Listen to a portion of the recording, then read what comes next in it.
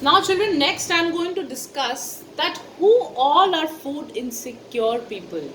Now, food insecurity means generally that people who are poor, they have hunger attacks, and they don't have anything to wear, they don't have money to purchase. So all those are called poor people, and they are the most insecure, food insecure people. Okay, and it is according to, like, if for example, if we go out and we see a beggar or any helpless person moving around the corner, or maybe on the roads, so those people are called food insecure people who do not have any surety that they can either buy food or they will get food from somewhere. So even our government, because besides this inability to buy food, social composition also plays role in food insecurity. And these social groups which I have written, they are the most food insecure groups of our society, like the SCs, STs, and some castes of the OBCs, the other backward classes, which have very little land, or land which is very unproductive. Those people are bound to be, or they are most prone to be food insecure people.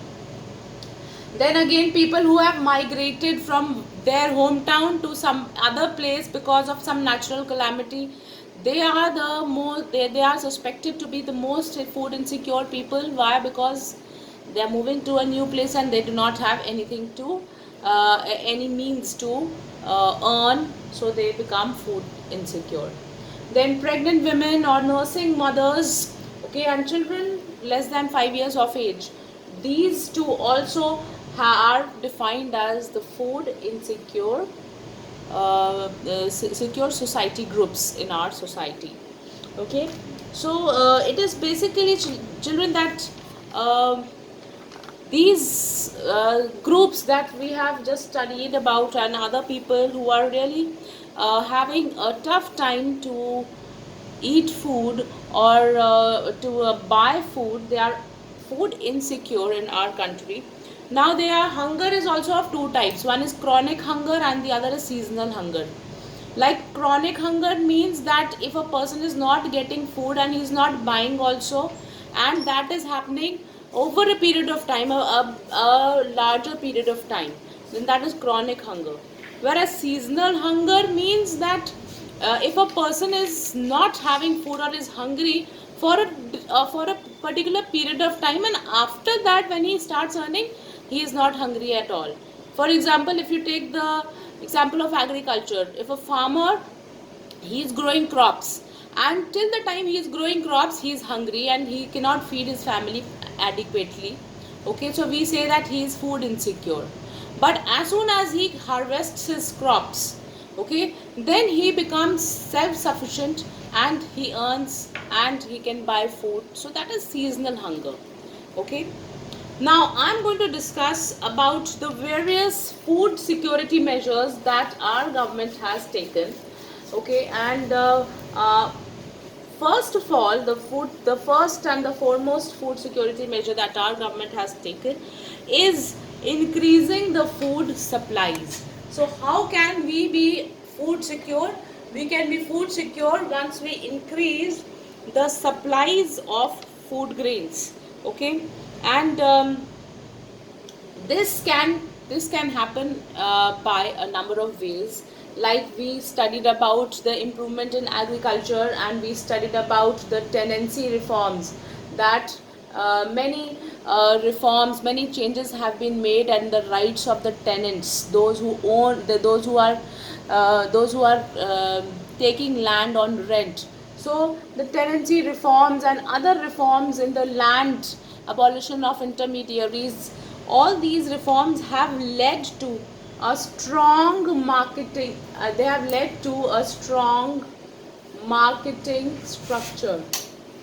Okay, so strong marketing structure, when you have a strong marketing structure, then you will be able to increase the supply of food grains. For example, in one part of India, food, there is a supply of food grains, but whereas in the other part there is no production and no supply. So what will happen? Due to these strong marketing measures, food grains will be transported to that area where there is no food grains. Okay, so increasing in food supplies means, first of all, institutional measures like the tenancy reforms. Then second one is technological improvement. Now how can we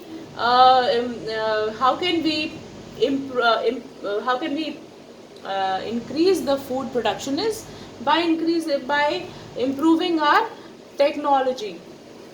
Okay, so technological improvement, like we discussed about the green revolution, lot of technological improvement by using the seeds and fertilizers and all. So we can say that technology will also help in increasing the food supplies. Okay, then again we also discussed about the various measures, and where we discussed about NABARD, okay, which is an agricultural rural development bank which gives finance to the farmers so that they can increase their prices. Okay, so again, National Food Security Mission has also been set up. Okay, so National Food Security Mission, NFSM, has also been set up for this purpose, wherein it provides finance to the farmers, and there are various schemes where farmers can increase their production. I hope this is clear. Then moving on to the second measure which is undertaken by the government is the food management. The food management is includes, first of all, maintaining the buffer stock.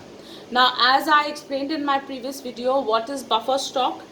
Buffer stock is the stock of food grains which is procured by the government. Now you need to be very specific for the definition of a buffer stock. It can be asked as a 2-mark question, what is buffer stock?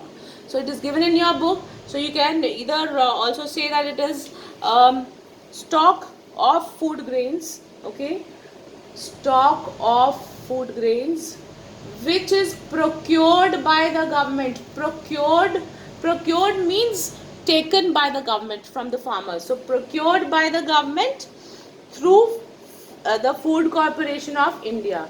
So who procures on government behalf? It is through the FCI. You can have a look at any of the edible products, and at the back of it, it is written, it is approved by the FCI, means it is the Food Corporation of India. Okay, so what happens is, children, what is the role of FCI is, sometimes the farmers, when they grow the crops, Food Corporation of India, it approaches. Now this is a farmer, okay, he has got his sacks of food grains kept here, okay, and he has two options: to sell it in the market or to sell it to the government.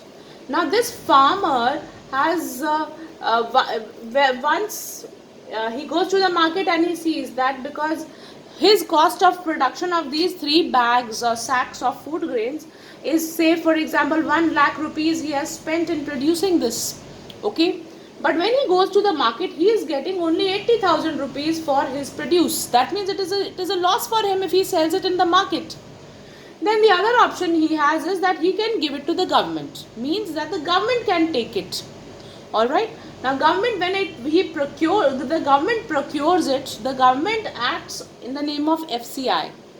The Food Corporation of India approaches the farmer, and the farmer asks the government that I have spent 1 lakh rupees on it, so government also thinks that he should get at least more than 1 lakh, because otherwise the farmer will run in losses.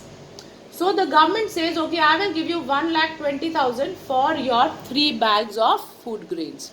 Now this price which the government is taking or is announcing, it is called the minimum support price. Is it clear? Minimum support price. Minimum support price is that price which is announced by the government at which government is ready to purchase the crops from the farmers directly if the crop becomes lower than the MSP.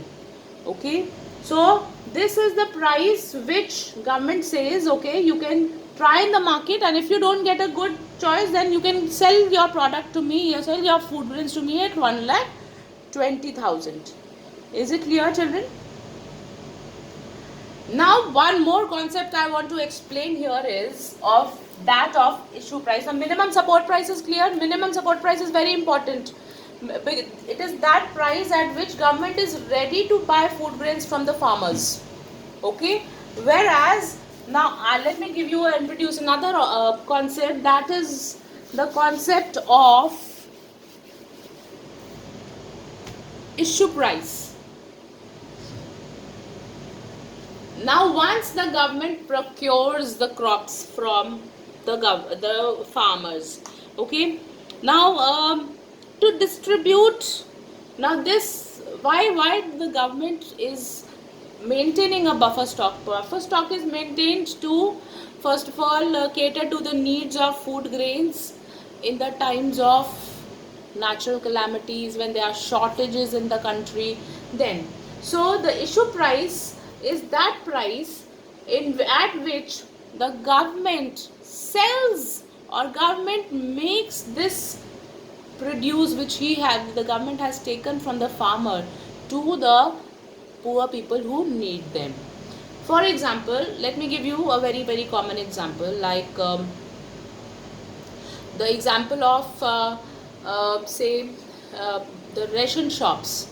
Okay, in the poor people they are getting rice at rupees 10 per kg, which is very low. So that 10 rupees, and otherwise if you go to a general merchant shop and if you buy rice, it is around 50 rupees per kg.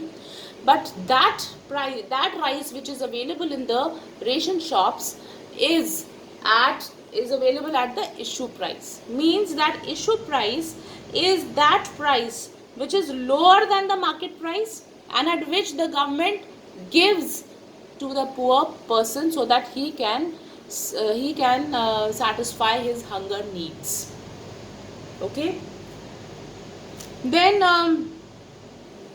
I have discussed the buffer stock. Then comes the in the food management also, then comes the PDS. Now PDS I'll be explaining in the next video.